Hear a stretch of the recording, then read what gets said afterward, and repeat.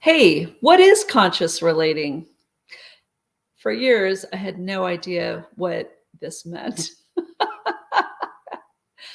I admit, it was new vocabulary for me, and I realized that it had a ton of responsibility that I never quite got until I started learning the vocabulary for conscious relating.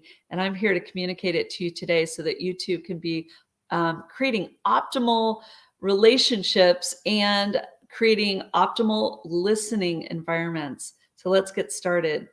I'm Annie Kalatcar from Leap of Consciousness, and I'm so grateful that you're here today, taking in this knowledge that I am happy to share with you. So, conscious relating means I am aware that I am relating, and I am aware that I am bringing forward on the quantum level my brainwave patterns that contain my thoughts, my feelings, and my emotions. And perhaps too, even the energetics of the actions that I've taken, prompted by those thoughts, which produced feelings, which produce emotions. So now that I am aware, right, that's the conscious part.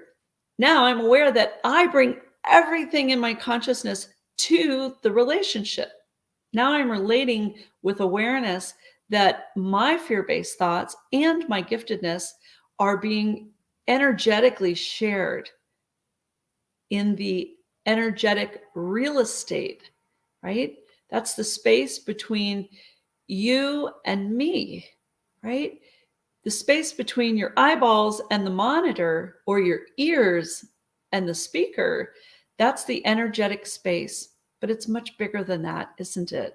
Because we're all connected through beautiful light particles on the quantum level. So, with interpersonal responsibility for what we're sharing in that energetic real estate, it helps to know how to set the listening. Okay, this also took me time to learn, and I'm super grateful for Ashley Lee, my business colleague and very dear friend. She co-founded Leap of Consciousness with me and several other websites that support conscious experiences in this world that we live in. Setting the listening means we start with identifying our audience, and it means that whether it's with ourself or with someone else or with a collective, that we have different ingredients that we're going to consider. We're going to consider perspectives of relating. Otherwise, we're just coming from arrogance that my perspective is the only one that matters.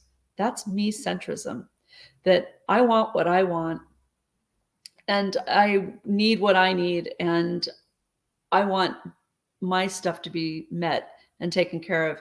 And it never takes the perspective of the other party.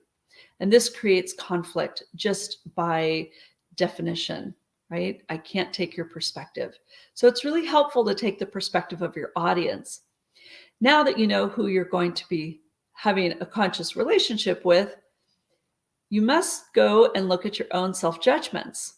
What if you have a self-judgment that you fear the other person can't hear you because, I don't know, maybe your age difference might get in the way, right? Sometimes we have a generational gap. What if it's a language difficulty? It could be even hearing, right? I have a mother who's 90 years old and has hearing challenges. So I know that I have to raise my voice to speak with her, which means that I can't speak for a long time at those levels. And so I have to be salient, which means super clear in as few words as possible.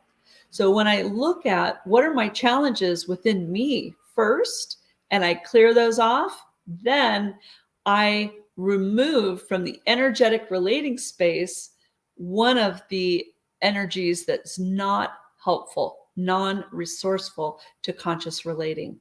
Okay, now I get to look at, do I have judgments of the listener? What if I think they're too stupid to hear what I have to share? Well, right away, that floods the energetic real estate with an arrow that we pulled out of our quiver that we shoot over to the other party that says, I think you're stupid. Okay. That shuts down the listening. What if we think that, you're, I don't know, what's another, you're too arrogant to hear what I have to share, meaning you'll never take my perspective. If we fire that arrow over, oh, that shuts down the listening, because now you're agreeing with the other person's consciousness challenge. So we let go of the judgments we have of the other party. Okay, with the space clear, is there anything else? Yes. What environment are you in? Are you in a chat room? Many of you know me from Quantum Stellar Initiative, and I pop in and out of the chat room to help bring more peace into the environment or support people releasing their specific fears. When we consider environment, is chat or text the best place to set the listening? Would a phone call be better? Would an email be better?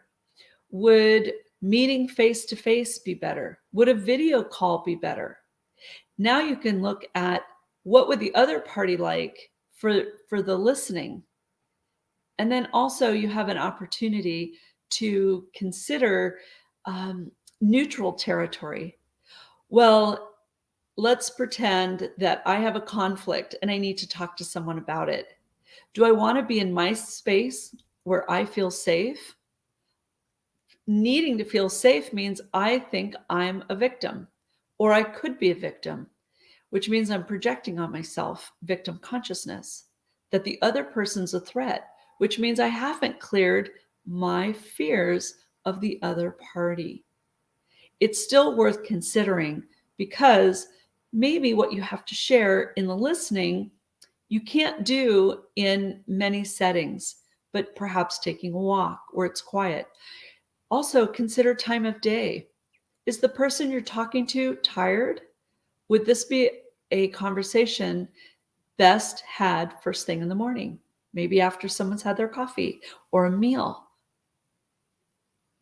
Taking the other person's perspective is such a valuable tool that you have inside your toolkit. When you do that, you're coming from love. You're coming from heart-centered consensus. And it shares with the other person in your energy field that you have considered them. That's conscious relating. So bring your true nature of love to its optimal levels by clearing judgments. And then clear your fears and set an intention for conscious relating. You might have a goal of sharing a project. Are you clear about your mission vision statement? Are you clear about what you're willing to do? Are you able to communicate that minus your fears? If you know what you're going to be talking about, clear those fears. And if you are the one that understands conscious relating, you have a responsibility to be the one that owns the environment, the setting, the listening, because you have the higher consciousness and you have the opportunity to raise up humanity in the process. Feel free to come over to our Telegram channel, Leap of Consciousness. And there's two channels. There's the main channel and there's the chat room. Inside that chat, you can ask questions and I'll be happy to support you figuring out what the consciousness is that is impacting your relating. And remember, we all have like an imaginary SIM card in our mind. And if we pull it out and we look at it, we could say, oh my goodness, look at the software on there. I see some bugs. Those are consciousness challenges. So use the conflict resolution process, clean up your SIM card, then you'll be expressing your optimal consciousness, which is your gifted state, your true nature of love, with all the ways that you have superpowers to relate to others and beyond. Thank you for listening, and I'll see you on the next video.